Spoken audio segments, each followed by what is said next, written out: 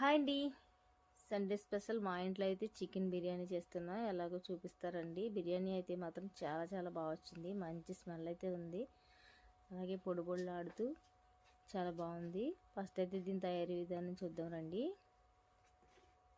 బిర్యానీ కోసం చికెన్ అయితే కడిగి పక్కన పెట్టేసుకున్నా. ఇప్పుడైతే దీంట్లో పెరుగు, ఉప్పు, కారం, గరం మసాలా, ధనియాల పొడి, జీలకర్ర పొడి, అల్లం వెల్లుల్లి పేస్ట్ ఇవన్నీ వేసి బాగా కలిపేసి అయితే చికెన్ కొంతసేపు పక్కన పెట్టేసిన తర్వాత స్టవ్ వెలిగించి చికెన్ అయితే కొంతసేపు మ్యారినేట్ అయిపోయిన తర్వాత అయితే ఉడికించాను. ఇదైతే నాటుకోడి, బ్రాయిలర్ చికెన్ అయితే ఉడికించవసరం లేదు కదా, ఇదైతే నాటుకోడి కాబట్టి ఉడికించాను.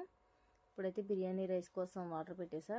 ఇందులో చూపించిన చెక్క, లవంగాలు, అలా మొత్తం మసాలాలన్నీ అయితే బిర్యానీ మసాలాలు అయితే వేసేసి అసలైతే బాగా మరిగించాను. కొంచెం ఉప్పు, అల్లం వెల్లుల్లి పేస్ట్ కూడా వేసి కొంచెం ఆయిల్ అన్నీ వేసి బాగా ఎసరు మరిగిపోయాక రైస్ అయితే కడిగేసేసా. తర్వాత అయితే ఫ్రైడ్ ఆనియన్స్ వేపేసుకున్న తర్వాత అయితే ఈ చికెన్ కూడా ఉడికిపోయింది. ఇప్పుడైతే చికెన్ని బిర్యానీ చేసుకునే గిన్నెలో వేసేసి పైనుంచి కొన్ని వేపుకున్న ఆనియన్స్ కూడా వేసేసి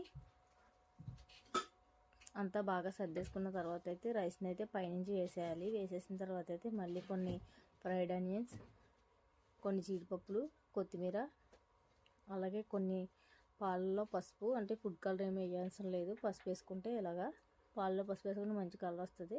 ఫుడ్ కలర్ కూడా వాడనవసరం లేదు. ఇదిగోండి ఇలాగా ఈ పాలు కూడా పోసేసిన తర్వాత అయితే మళ్ళీ స్టవ్ వెలిగించి కొంతసేపు అయితే దమ్ పెట్టేశాను. దమ్ పెట్టిన తర్వాత అయితే దింపేసే ముందు కొంచెం నెయ్యిని కూడా కరిగించి వేసేసా.